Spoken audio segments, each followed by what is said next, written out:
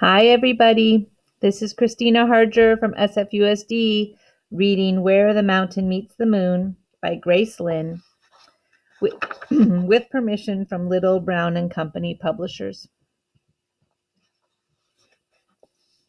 Chapter 6.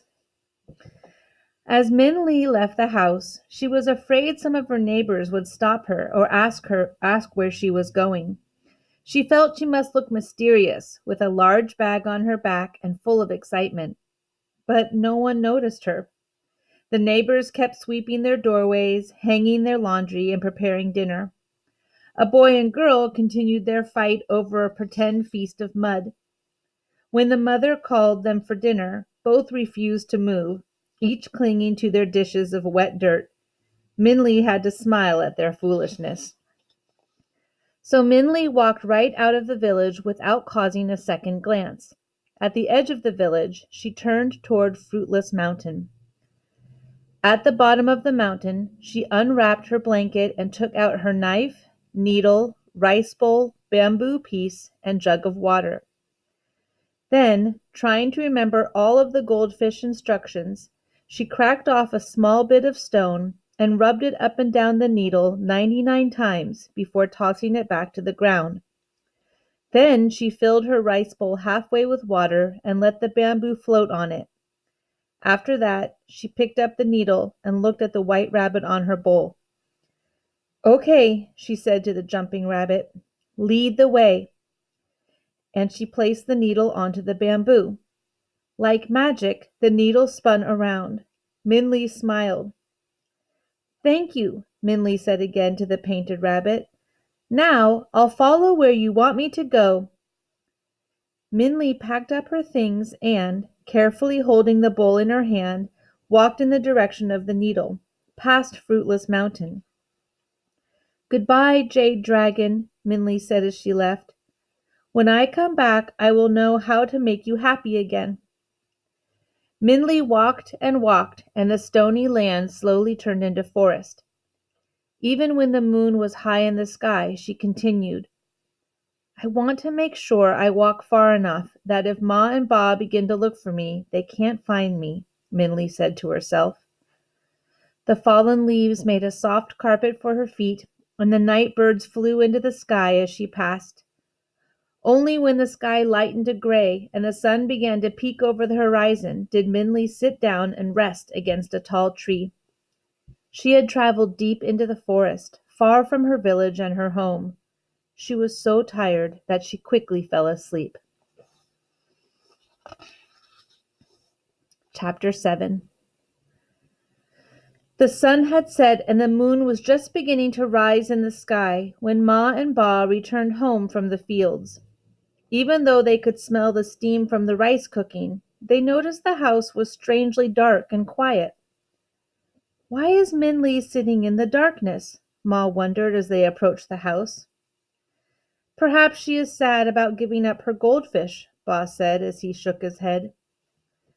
"Can our fortune be any poorer?" Ma sighed. "We cannot even feed a goldfish for our daughter." But as Minley's parents entered the house and read her note, Ma made a noise like a shrieking cat. "I spoke too soon," Ma cried.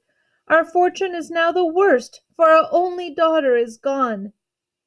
"Quiet, quiet, wife," Ba hushed her. "If we move quickly, we can find her and bring her back home." Ba hurriedly took out his cloth sack and gathered blankets and filled an empty bottle with water. "She has had almost half a day to travel ahead," he said. "It might take us some time to find her." Ma watched him and then began to pack the cooked rice into a traveling box. But she continued to weep. "It is all the stories you told her," Ma sobbed. "She believed them and now is looking for fairy tales." Her words cut into Ba like slices from a knife, but, even though his face was pained, he said nothing and continued to pack. His hands trembled as he tied the bag closed, but they were gentle when he put them on Ma's shoulders. "Let us go," he said. As they left the house, many of their neighbors poked their heads out their doors. They had heard Ma's scream through the thin walls of their closely spaced houses and wanted to know what had happened. When Ma and Ba told them, it seemed as if the whole village poured out from their homes. Never-ending mountain? The old man of the moon?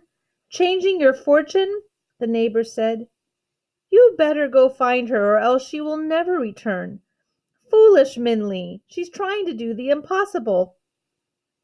Each villager pointed and nodded toward the direction they had seen Minli last. Some had seen her heading home, others toward the rice fields. But finally, a small boy was heard.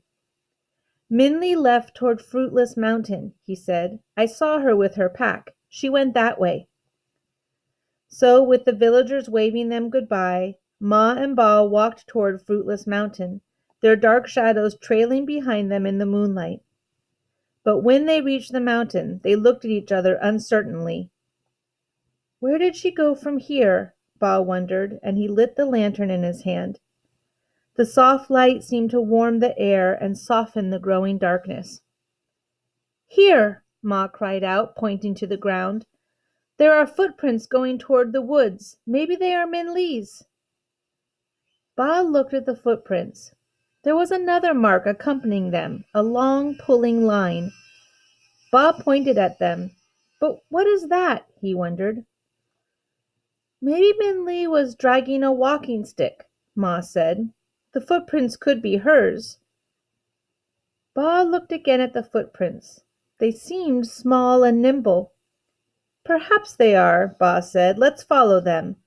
And so they did. Chapter 8. Minli woke up when the sun was high in the sky and burning with light. Even in the shade of the forest, Minli's black head burned hot. As she woke up, she looked at her jug of water. Since she had used some of it for her compass and had drunk some during her night walk, it was only half full. She sipped it and tried not to think about Ma and Ba finding her note. I hope they understand, Minli said to herself, shifting the weight of the water jug on her shoulders uncomfortably. Minli walked west again. A couple of moments later, she sipped her jug again. She tried to drink sparingly, but even through the leaves of the trees, the yellow sun glared down at her. Soon, her empty jug was bouncing against her arm when she heard a faint noise running through the trees. That's water trickling, she said to herself as she turned toward the sound. There's water here somewhere. Soon she noticed a small stream, running with clear, sparkling water. She eagerly bent down to drink and fill her jug, but as soon as Minli tasted the water, she spit it out. Salt water, Minli exclaimed. This water is salty. As she sat back, Minli began to wonder, how is this stream salty? I am far from the ocean. This is very strange. And unable to contain her curiosity, Minli forgot about her thirst and began to follow it. The stream widened and deepened, becoming more of a river than a stream.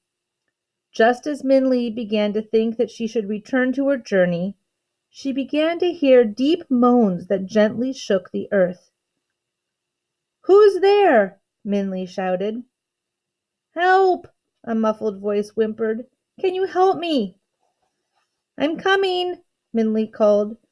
She quickly put down her compass on the side of the water and waded in. The water was warm, like bath water, and clear as glass. Minli could see her feet in all the stones and leaves at the bottom of the stream. As she moved toward the voice, the water rose higher and higher, to her knees and then almost to her neck. Are you still there? The voice asked plaintively. Please help me. I'm coming, Minli called again. She took a deep breath and dove toward the voice. The salt water stung her eyes, so she closed them tightly until she broke through the surface. When she finally opened her eyes, Minli almost sank back underwater with shock, because there in front of her was a dragon.